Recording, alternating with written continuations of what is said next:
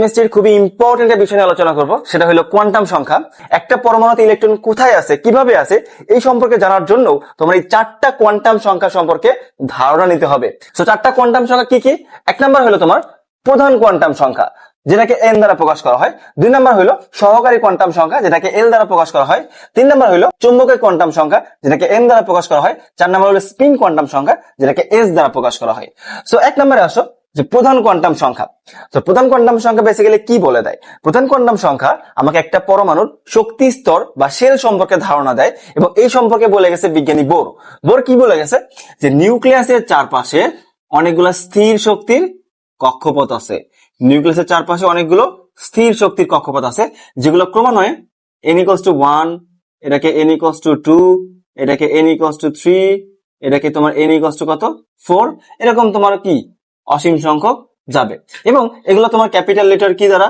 এটাকে তোমার হলো কে, এটাকে তোমার হলো এল, এটাকে তোমার এম, এটাকে তোমার এন, এরকম তোমার ও পি কিউ আর এভাবে কিন্তু যাবে। তার মানে এগুলো দ্বারা প্রকাশ করা হয়। অর্থাৎ আমরা প্রধান কোয়ান্টাম সংখ্যার মাধ্যমে আমরা একটা পরমাণুর শেল বা শক্তি স্তর সম্পর্কে ধারণা পাই।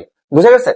আচ্ছা, দুই নাম্বার আসো। দুই নাম্বার হলো সহকারী কোয়ান্টাম সংখ্যা বা অ্যাজিমুথাল কোয়ান্টাম সংখ্যা, যেটাকে এল দ্বারা প্রকাশ করা হয়। এবং মাথায় রাখবা, এই সহকারী কোয়ান্টাম সংখ্যা এন এর উপর নির্ভর করবে। কেন এন এর উপর নির্ভর করবে? কারণ এই এল এর মান কি হবে? এল এর মান তোমার জিরো থেকে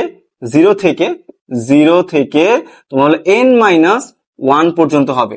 এল এর মান কি? 0 থেকে n-1 পর্যন্ত হবে। তাহলে এল এর মান কি কি আসতে পারে? এল এর মান আসতে পারে 0 আসতে পারে, 1 আসতে পারে, 2 আসতে পারে, 3 আসতে পারে, 4 আসতে পারে। ওকে, সো যদি তোমার এল এর মান 0 আসে, এটাকে বলা হয় এস উপশক্তি স্তর। যদি 1 আসে, এটাকে বলা হয় তোমার পি উপশক্তি স্তর। 2 আসলে ডি, 3 আসলে এফ, এবং তোমার 4 আসলে জি উপশক্তি স্তর। এটা তোমার হলো প্রপোজ করা হয়েছে। ওকে, সো এখন তোমাকে যদি বলা হয় যে 3 নাম্বার শক্তি স্তরে মোট কতগুলো উপশক্তি স্তর আছে, কারণ এল মানে কি বুঝায়? এর মানে বুঝাই তো উপশক্তি স্তর। এটা মানে বুঝাই তো কি, যে উপশক্তি স্তর। ওকে, সো তোমাকে বলা হলো 3 নাম্বারে, অর্থাৎ এন এর মান কত? 3। তো 3 নাম্বার শক্তি স্তরে মোট কতগুলো উপশক্তি স্তর আছে? তো বললামই তো, এল এর মান কি হবে? 0 থেকে n-1 পর্যন্ত। তাহলে তুমি কি করবা? নরমালি এল এর মান কিভাবে বের করবা? 0 থেকে কি n-1। তো n-1 কত হয় দেখো তো? n- যদি 1 করো, তাহলে কত হবে? 3 - 1 দ্যাট ইকুয়ালস টু 2। তার মানে 0 থেকে 2 পর্যন্ত যাবা। তাহলে 0, 1, 2। কয়টা আছে? এল এর 3টা ভ্যালু পাইছি। মনে রাখবা, একটা নির্দিষ্ট শক্তি স্তরের জন্য ওই শক্তি স্তরের মান যত হবে, ততগুলো এল এর মান পাবা। যেমন দেখো, n = কত? 3। তাহলে এল এর কয়টা মান পাবো? 3টা মান পাবো। 3টা মান কি হবে? 0 থেকে n-1 পর্যন্ত যাবে। তাহলে 0, 1, 2। 0 মানে কি? এস উপশক্তি স্তর। 1 মানে কি? এটা মানে হলো তোমার হলো পি উপশক্তি স্তর। 2 মানে কি? ডি উপশক্তি স্তর। দ্যাট মিনস তোমার 3 নম্বর শক্তি স্তরে মোট 3টা উপশক্তি স্তর আছে। একটা তোমার 3s, 3p, 3d। এরকম 4 নম্বরে থাকবে 4টা, 4f চলে আসবে ওখানে।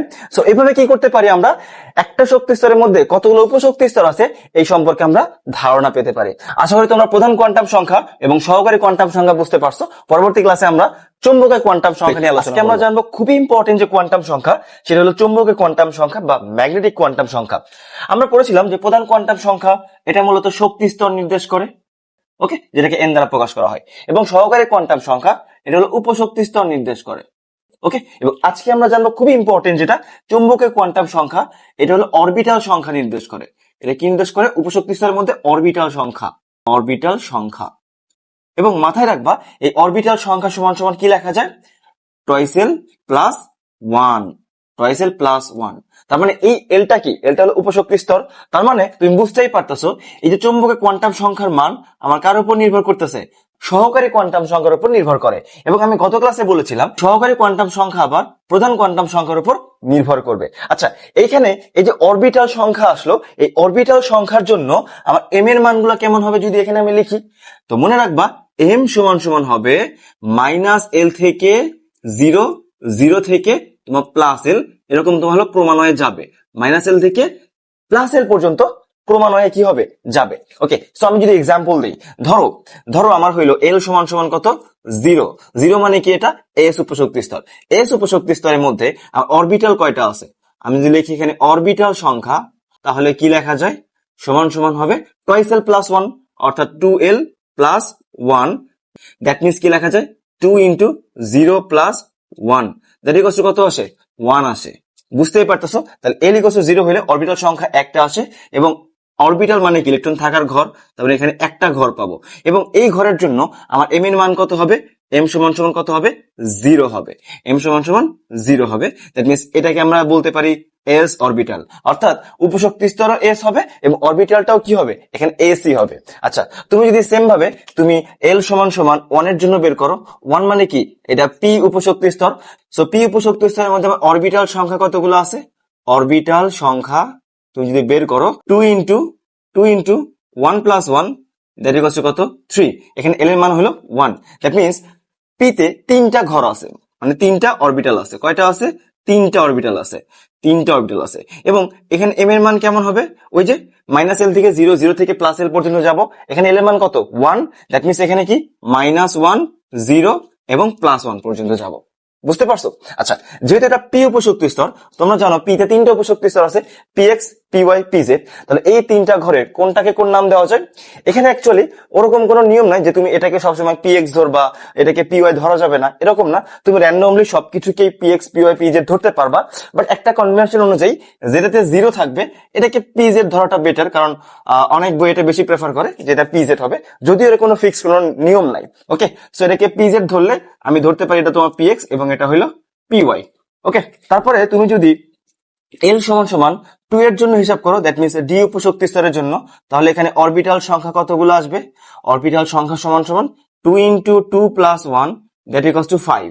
দ্যাট মিনস কয়টা ঘর থাকবে, 5টা ঘর থাকবে। আমি যদি নিচে আঁকি, এখানে তোমার হলো টোটাল 5টা ঘর থাকবে, 1টা 2টা 3টা 4টা 5টা। এবং এই 5টা ঘরের জন্য আমার এম এর মানগুলো কেমন হবে, এম সমান সমান ওই যে মাইনাস এল থেকে প্লাস এল, এল এর মান এখানে 2, দ্যাট মিনস -2 থেকে যাবে -2, -1, 0, 1 and 2, এগুলো সব প্লাস থাকবে। ওকে, এবং তোমরা জানো ডি তে এরকম কয়টা অরবিটাল থাকে, 5টা, d x y, d y z, d z x, d x square minus y square এবং ডি জেড স্কয়ার। তো এই ক্ষেত্রে মনে রাখবা এই যে 0 যেটা, এই 0টাকে আমরা ধরে নিব ডি জেড স্কয়ার। ওকে, আর বাকিগুলাকে আমি র্যান্ডমলি সবকিছু দিতে পারি। তো সিকোয়েন্স অনুযায়ী আমি বসাই, এটাকে ধরলাম ডি এক্স ওয়াই, এটা হলো ডি ওয়াই জেড, এটা তোমার ডি জেড এক্স এবং এটা d x square minus y square, আমরা বসাতেই পারি। ওকে, সো মনে রাখবা এই যে এগুলা কি এক একটা অরবিটাল বা ইলেকট্রন থাকার ঘর। তো একটা অরবিটালে সর্বোচ্চ কয়টা ইলেকট্রন থাকতে পারে, 2টা ইলেকট্রন থাকতে পারে। তাহলে চিন্তা করো আমার এস অরবিটালের মধ্যে কয়টা ঘর আছে, একটা ঘর আছে না, মানে সর্বোচ্চ কয়টা ইলেকট্রন থাকতে পারবে, 2টা ইলেকট্রন থাকতে পারবে। ঠিক আছে, এখানে আমরা কি লিখি, এস এর পাওয়ার কত দিই, সর্বোচ্চ 2 দিই। ওকে, আবার দেখো পিতে কয়টা ঘর আছে, 3টা ঘর আছে। তো 3টা ঘরে সর্বোচ্চ কয়টা ইলেকট্রন থাকতে পারবে, এখানে 2, এখানে 2, এখানে 2, 6টা। দ্যাট মিনস আমরা কি লিখি, P6 লিখি। ওকে, আবার দেখো ডির ক্ষেত্রে কয়টা ঘর আছে, 5টা ঘর আছে। তো 5টা ঘরে সর্বোচ্চ কয়টা থাকতে পারবে, 2 2 করে হিসাব করলে 10টা থাকতে পারে।